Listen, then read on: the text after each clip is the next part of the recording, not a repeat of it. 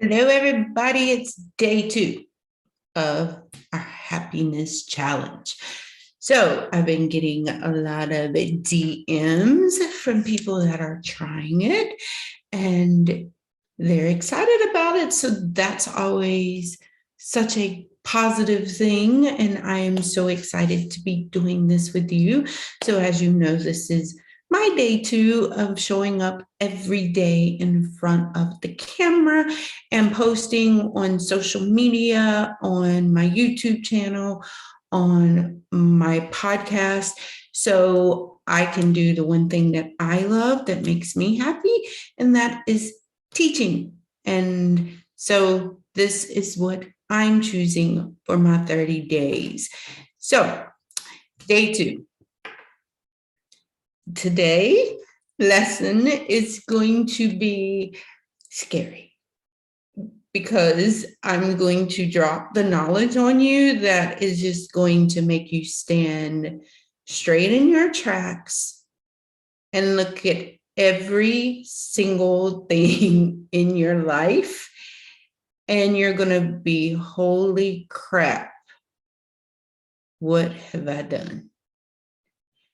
And when that happens, you're going to look at everything with a different lens, and you're going to stand around and be like, wait, that thing created this, and then now all this is attached to that. And now that all of these things are attached to it, there's a lot that I need to do to choose who I want in my life and what makes me happy. Like, this is part of this happiness challenge, is for you to see things differently, because you've been seeing it so dark for so long that now you're doing things that make you happy, and you're like, well, why wait? Why can't I be happy every day? Why do I have to feel like this every day?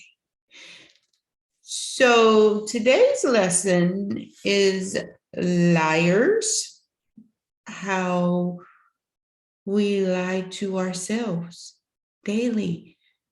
But the one thing that we all, including me, so trust me when I say that each of us are on a journey on this happiness challenge, because it opens up things that we never recognized about ourselves. So understand that my teachings and how it resonates to you might be different than how it resonates to me.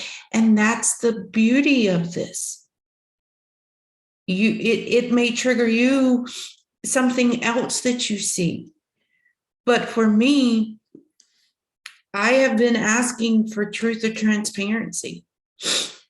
But I've been asking for that, like I said before, about how my clients could come to me and the people that I'm supposed to guide be truthful and transparent. So we would know the best way to help you navigate.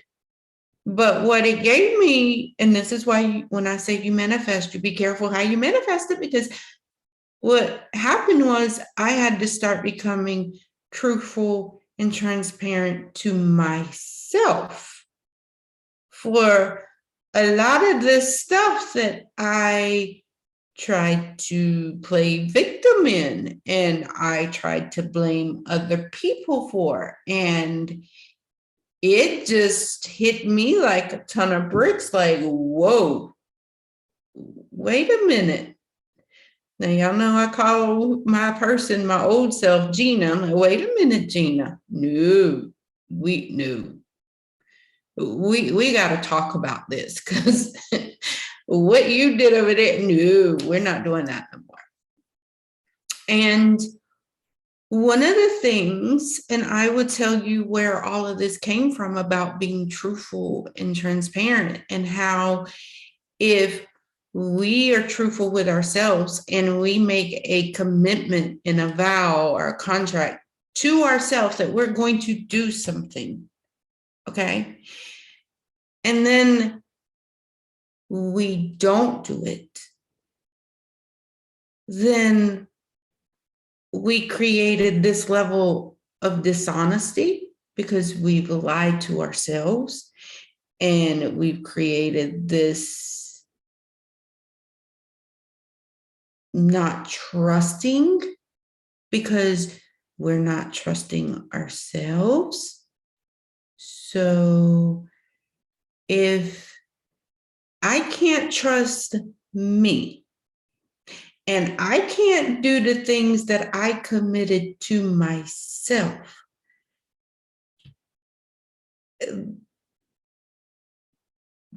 but I expect to trust other people and I expect to be committed to other people, but then I got trust issues and commitment issues, but that all stems back to me. That's the feeling of hating people that are dishonest. Is there's a part of you that hates yourself because you're dishonest to yourself. Like real talk. You can't trust you. But yet we expect to find that in other people. What? Like, why? I, that's the lesson that I'm learning. I'm looking at myself like, well, why would you? Look at some of the things that you've been lying to yourself about. You have to own the fact that mismanagement of time was your enemy, and you blamed it on ADHD, and you did, but you had no damn structure in place. You're disorganized. You got 9 different emails that you're having to check because you created each one for a different reason, because you thought like, okay, I'm getting organized now. I'm just going, no, it didn't work. Now you got 9 emails that you're trying to check, and you got 5 businesses you're trying to run. Like, what are you doing? No, stop. Focus on the one and continue to focus on you. Get organized, create structure where there's your weakness, and not make it a weakness anymore, and not look at structure as something bad, because your whole entire life was built on instability and lies and dishonesty and commitment and mismanagement. You learned this from your parents, who learned it from their parents. So this is generational. This isn't something that you should beat yourself up for. You learn this honestly. Like, you learn these to conditions that you just lie to yourself, and it's okay. But then we pray to the Creator, and we pray to God, and we pray to whoever it is that you pray to, or even if you don't pray to, then you're sitting here mad because you're like, why does all of this keep happening to me? Why am I in this vicious circle? Why does life keep beating me down? I'm asking for help, but you're asking for it everywhere else except looking within you, looking at the mirror and saying, okay, what are you doing to cause this? We created this situation. We can't see the answer. We can't see the help. We can't see the answer because it's not showing up the way we want to. But we didn't ask for it in a particular way.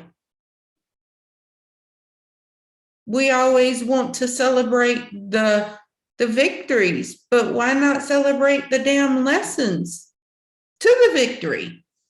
Let's honor those.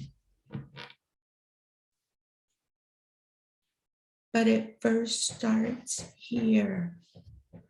That's why mirror work is so effective and it's so easy. Well, kind of, like, it's free. Say that. But it's fun because you get to stand there and you just start to, like, I remember the moment, and I do this, you stand in front of the mirror naked and you just appreciate it. And it's like, okay, I have I have stretch marks, but I had a beautiful baby from that. I created life. Those are my things to be proud of. Okay, I have extra weight, but for so long in my life, my weight was a protection for me. It it benefited me during those years that I needed, but now I don't need it anymore. So I can let it go. I can start getting rid of it. But it's not a negative. I appreciate it for what it did for me. And when we look at ourselves and we start appreciating everything, we become so much happier.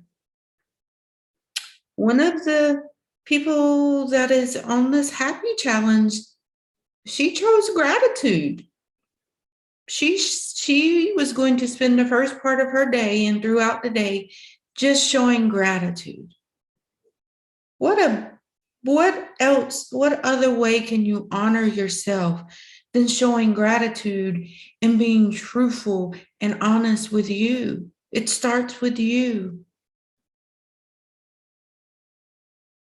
And it's amazing. Like you get to own those things. Like, yeah, I messed up back there and I see how my mismanagement has hurt other people. I see how my mismanagement has hurt me.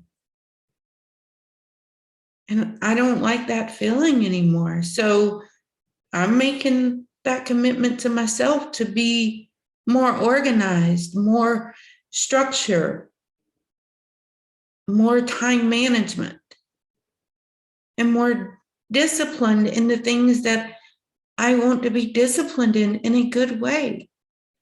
I now want to make sure I honor the commitments that I made. But I also know that when I make those commitments, it's coming from a place of love and joy and happiness and not fear, not my old me trying to jump in and trying to hold on to something that I need to let go. So now it's easier for me to manage my time because now I know the things that bring me the most joy and make me happy. And that's the things that I'm trying to commit to now. And I also have to own the fact that there's some nurturing and forgiveness that has to happen on both sides because there's people that I've hurt in my mismanagement of life, and I have to restore that trust, but it's worth it to me, and that's okay. It's okay. That's part of this journey, is that you're like, okay, so yesterday when we talked about forgiveness, yeah, I had to go through and like, okay, what do you have to forgive yourself for? What mistakes? Like, that's why we're talking about honesty today, is that you have to be honest with yourself. Like, what have you done to create certain situations? You know, I have to go back and look at past relationships that ended. Like, they ended because we had these silent boundaries that people were violating, and we were not telling them from the very beginning. And we weren't checking ourselves to see why our boundaries were being violated. And then what ends up happening, and this is true for relationships, what ends up happening is that we have bricks and bricks and bricks built of violations of boundaries that we never talked to you about. But you should have known. I don't know how, because we didn't tell you. We assumed you would know, but you're not looking at it from our perspective because, to be quite honest, you're violating a boundary that we don't even know what the boundary is ourselves, but we know we don't like it. And then the relationship ends and the other person's standing there like, how in the hell do we even get here? Is it that bad? Because they had no idea. Yeah, you might have started yelling about certain things, but that wasn't the core problem. There was 10 million in front of that. That was just the biggest one that you could throw at and attach it to that. But if you dig down deep inside of you, you're going to realize that you contributed to that. There was a part of you that was broken that you needed at that point in time. And it could be, you know what, I'm in a relationship and I'm going to overlook these little things because I have abandonment issues, even though you don't know that's why, but maybe deep down that is why. And so because I had abandonment issues, I let certain things slide because I didn't want anyone to leave me. So I realized what it was that you needed. So I made sure I gave you and filled your cup with everything you needed. But in the back end, my cup wasn't being full like I needed it to be. And then I became bitter because I felt like maybe you took too much, or vice versa. Maybe someone feels that about me. But understand that we're all looking at things from a different lens. And unless if we communicate honestly with ourselves first, then how do we expect to communicate with others effectively? It's going to happen. So, what are you thinking about this happiness challenge? I know many of you are like, well, for this to be happy, this is it. No, this is 30 days to happiness. We start doing things that make us happy, and then it's going to show us the things we need to face to continue to be happy in everything. So this is the starting point. And I'm proud of you for choosing you to be happy. It's so exciting. Anyway, I will see all of you beautiful souls tomorrow for day 3. Bye.